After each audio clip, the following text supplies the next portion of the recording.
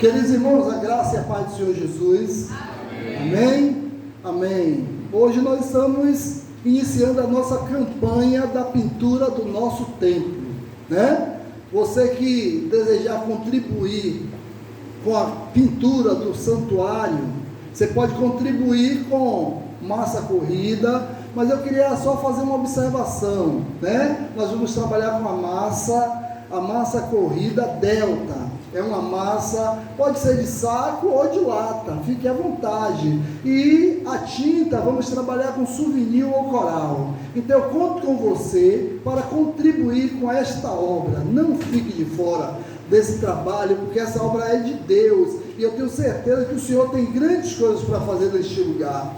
Estamos ansiosos para passar a adorar a Deus no santuário na parte superior, mas para isso precisamos terminar essa parte. Agora vamos para a pintura, e eu conto com você para juntos construirmos para o Senhor Jesus. Eu queria que vocês abrissem as suas Bíblias no livro de Marcos, capítulo 5. Marcos, capítulo 5.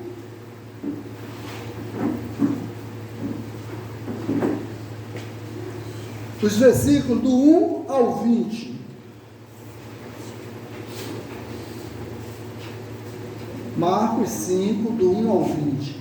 Eu vou pedir a Janaína para fazer essa leitura, por favor.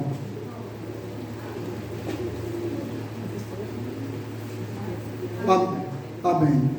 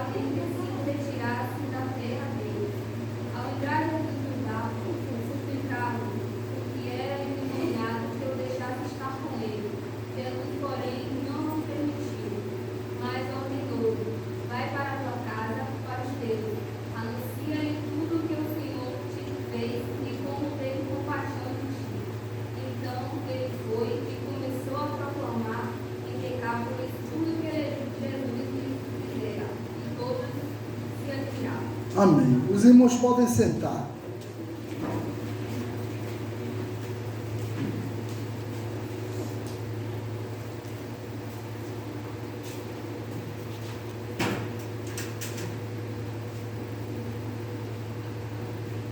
Queridos, as grandes revelações da história trouxeram mudanças, mas também causaram problemas. Essa foi uma mudança que causou problema, né? Trouxe insatisfação. Muitas vezes esperamos que alguém consiga realizar mudanças na sociedade. Esse é o nosso objetivo, né? Que mudanças aconteçam. E quanto mais confiamos, muitas vezes somos decepcionados, percebendo, né, da incapacidade de algumas pessoas. As mudanças acontecem, nós fazemos muita expectativa, criamos expectativa em relação de pessoas, e muitas vezes nos entristecemos. Na verdade, ninguém pode fazer uma mudança totalmente positiva, né? E nenhum ser humano, porque nenhum ser humano ele é perfeito. Eu quero dizer que por isso somente Deus é o único que pode revolucionar, né, tudo aquilo que precisamos na nossa vida, e não vai nos trazer o que? Insatisfação. Então a cidade de Gadara era uma cidade, queridos irmãos, era um lugar próspero. Gadara era um lugar famoso. Mas em Gadara havia um sério problema, um grande problema, diga-se por passagem. Um único homem conseguia perturbar todos os moradores da região. A Bíblia diz que ele tirava a paz das pessoas. Então as pessoas tinham medo e ninguém podia naquela cidade impedir as atitudes negativas daquele homem. Ninguém tinha capacidade para isso. Então até que um dia Jesus pisou naquela terra, e eu quero dizer que começou na verdade, uma transformação naquela cidade. Porque a vida daquelas pessoas era uma vida de tribulação, uma vida de sofrimento, uma vida de medo. As pessoas tinham medo. Então precisamos, queridos irmãos, muitas vezes precisamos de uma mudança verdadeira na nossa vida, e aquele homem teve. Então, como é a mudança que Jesus realiza? Jesus, ele realiza mudanças sociais na vida dos homens. Houve uma mudança social. Os versículos de 1 ao 5, né, diz o seguinte, que ao desembarcar, logo veio dos sepulcros ao seu encontro um homem possesso de espírito imundo. Então, observe, queridos irmãos, o qual vivia nos sepulcros, e nem mesmo com cadeias alguém poderia prendê-lo, porque tendo sido muitas vezes presos com grilhões e cadeias, as cadeias foram quebradas por ele, e os grilhões despedaçados, e ninguém poderia subjugá-lo. Jesus faz uma mudança social. A cidade de Gadara vivia amedrontada. Era um povo que tinha medo, né, por um problema que não conseguiam resolver, até que Jesus, né, com uma palavra, ele liberta aquele homem. Observe que Jesus só precisou de uma palavra para mudar a condição social da cidade. Essa mudança social, queridos irmãos, alcançou a sociedade, né, atingindo algumas áreas da cidade, alcançou as autoridades, porque observe que esse homem, ele era preso com grilhões, e os grilhões não conseguiam detê-lo. Então, muitas tentativas foram feitas para resolver um problema social, e era a violência daquele homem, e ninguém conseguia detê-lo, né? O texto diz que até que uma autoridade maior chegou à cidade, né? E tudo ficou bem, que chegou Jesus, a maior autoridade que tinha na cidade, a maior autoridade que nós temos no Brasil e no mundo. Eu quero dizer, queridos irmãos, que a cidade também alcançou uma mudança cultural. Observe que as pessoas, tinha aquela situação como um mistério e ninguém entendia o que acontecia.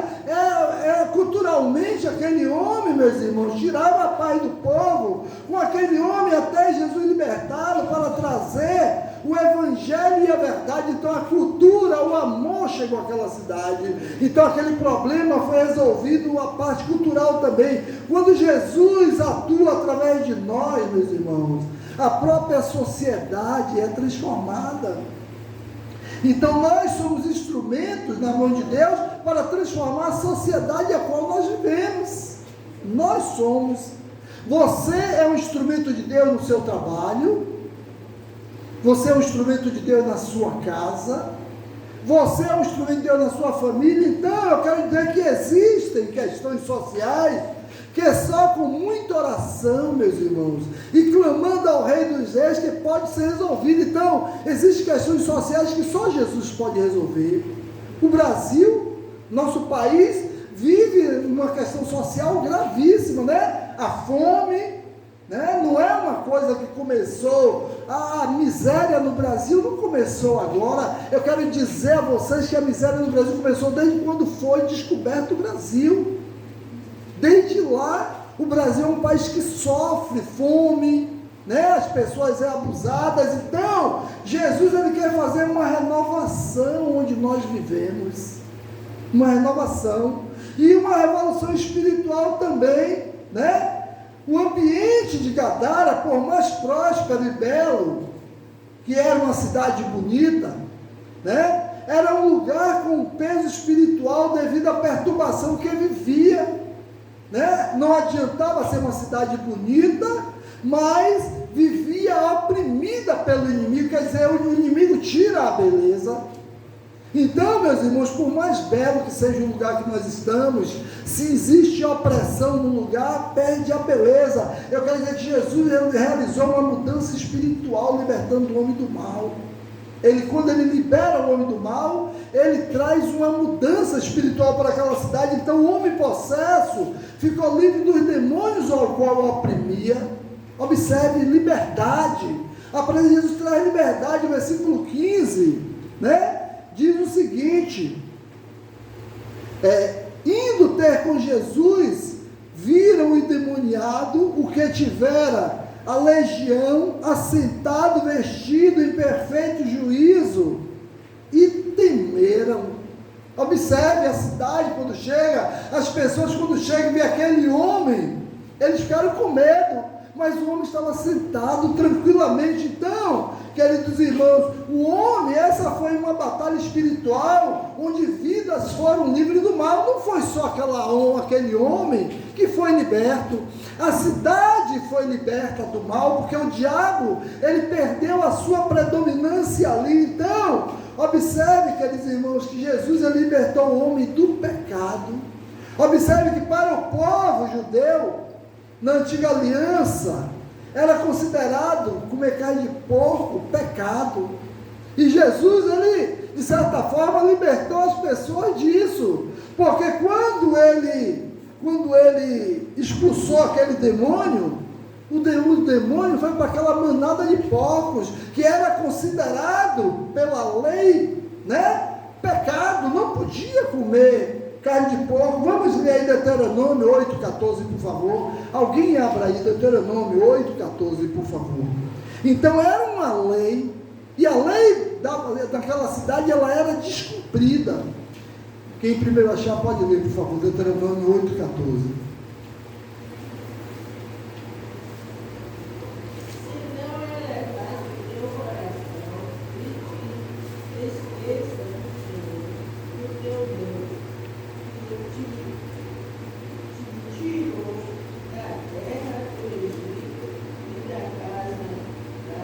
Servidão. Então, da casa do pecado. Então Jesus tira o pecado do meio do povo, porque aqueles porcos ali representavam o pecado. Então por isso Jesus permitiu que os demônios entrassem nos porcos e estes porcos morressem. porque era pecado, não podia se comer carne de porco. Então Jesus mostrou o seu poder espiritual sobre todas as coisas, né? Repreendendo o inimigo e libertando aquela vida, queridos irmãos, que sofria tanto tempo sem Deus. Jesus libertou o homem e, em consequência, tirou uma parte do pecado da cidade, que era o comer o porco. Então eu quero dizer que existem coisas que só podem ser resolvidas espiritualmente. Meus irmãos, existem coisas que fisicamente, que através do médico não pode resolver, só espiritualmente. E Jesus é especialista em nos libertar das coisas espirituais. Só Ele. Mas ninguém pode. Então Jesus quer lançar fora todas as porcarias da nossa vida, lançando os nossos pecados nas profundezas do mar, né? Miqueias fala isso. Então ele quer nos libertar. Então Jesus quer fazer uma mudança espiritual na nossa vida, como ele fez na vida daquele homem, libertando aquele homem daquela legião e a cidade daquele sofrimento que a cidade sofria também, com aquele homem possesso ali. Então Jesus, ele também faz uma mudança na família. Observe, né? O texto diz o seguinte: os que haviam presenciado os fatos contaram-lhe o que aconteceu ao endemoniado, né? Ao endemoniado e acerca dos povos, e entraram e a rogar-lhe que se retirasse da terra deles. Ao entrar Jesus no barco, suplicava-lhe o que fora endemoniado, que o deixasse estar com ele. Jesus, porém, lhe disse, né? Não lhe permitiu, mas ordenou que vá para a tua casa, para os teus, anuncia-lhe tudo que o Senhor te fez, e como teve compaixão de ti. Então Jesus faz uma mudança na família. Aquele homem estava longe da família, estava longe do convívio familiar. Então as pessoas ficaram impressionadas com tudo que aconteceu com os porcos, porque foi algo terrível. Mas, sobretudo, quando viram o homem liberto, viram o homem transformado, ficaram admirados ainda mais. Por quê? Porque a cidade sofria com aquele homem. De repente viu aquele homem liberto. Então Jesus, ele faz uma mudança. Aquele homem se transforma em um missionário. Aquele homem vai para a sua casa, aquele homem prega o evangelho. Então Jesus, meus irmãos, não transformou só a vida daquele homem, mas transformou também a condição da sua família. Aquele homem que estava transfigurado como se fosse um animal, que era essa aparência que se tinha daquele homem, não era uma pessoa normal, agora está livre, né? Como uma pessoa normal. Eu acredito, como estava lendo esse texto, as pessoas que passaram por ele, depois de tudo que aconteceu, e encontraram com ele, eu acho que não deve ter reconhecido, porque ele deve ter tomado um banho, trocado de roupa, botaram uma roupa melhor, porque ele estava todo rasgado com certeza, e aí todo sujo, aí já não estava mais sujo. Imagine, caminhando encontrou, muita gente passou por ele, passou batido, não reconheceu. E porque Jesus, meus irmãos, ele transformou a vida daquele homem completamente. Jesus não transforma pela metade. Então o homem já liberto pediu a Jesus para segui-lo, mas Jesus mandou que ele voltasse para casa. Vá para a sua família, pregue o evangelho lá, faça com que os seus conheçam. Então com isso, os familiares conheceram a palavra de Deus, e a paz voltou àquela casa, a paz voltou àquela família, a paz voltou àquela comunidade, a paz voltou àquela cidade, a paz voltou a Decápolis, porque aquele homem, meus irmãos, era de Decápolis, eram 10 cidades. Eu quero dizer que os pais não mudam filhos. Se pais querem mudar filho, pai não consegue mudar filhos, nem filhos conseguem mudar pais. Eu quero dizer, mas quando Jesus, ele entra na vida de um homem, ele transforma completamente. Jesus, queridos irmãos, entra na vida das pessoas, a sua família. Quando a família é alcançada, a família é transformada. Então Jesus, queridos, eu quero dizer, Jesus, assim como Jesus fez uma revolução na vida daquele homem, Jesus quer fazer uma revolução na vida das pessoas que nós conhecemos, na vida dessa comunidade, na vida das pessoas, de nossas relações, mas para isso, nós temos que ser esse instrumento dele. Então, queridos irmãos, o versículo, aí o texto diz, e entraram a rogar-lhe, que se retirasse da terra deles. Então ele foi e começou a proclamar em Decápolis tudo que Jesus lhe fizera, e todos se admiravam. Os porqueiros, queridos irmãos, ficaram impressionados com o que Jesus fez, e pediram para que Jesus fosse embora, que Jesus não continuasse ali, porque na verdade Jesus, queridos irmãos, Jesus faz mudanças, Jesus faz transformação. Jesus respeitou o pedido deles e foi embora. Jesus não continuou ali, quanto mais que não queriam ele ali, mas deixou um homem que alcançaria não somente a sua cidade, mas toda a região atendida.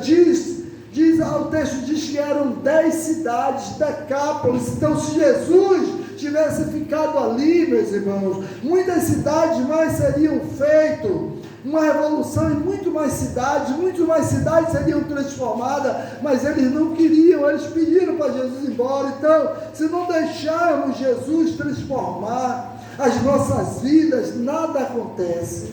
Se não permitirmos, eles não queriam permitir, eles não aceitavam que Jesus continuasse ali, mas se formos um instrumento nas mãos do Senhor, como aquele homem, Deus nos usa para transformar a vida, e esse é o objetivo de Deus, nos usar como instrumento de transformação e de mudança. Eu quero dizer, queridos irmãos, que se nós queremos ser instrumento de Deus, como instrumento de mudança, se você deseja que a mudança seja feita na sua vida, na sua casa, na sua família, porque Jesus já transformou as nossas vidas, mas a vida de muita gente que nós amamos não transformou.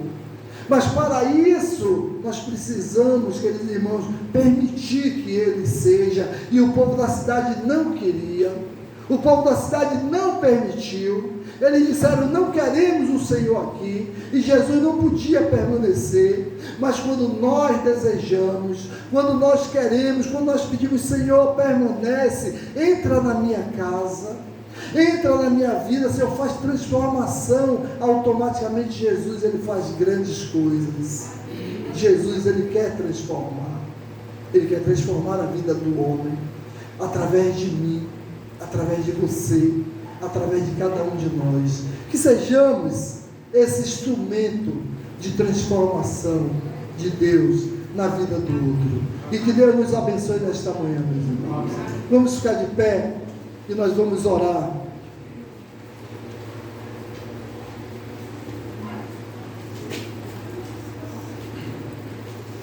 Vamos orar.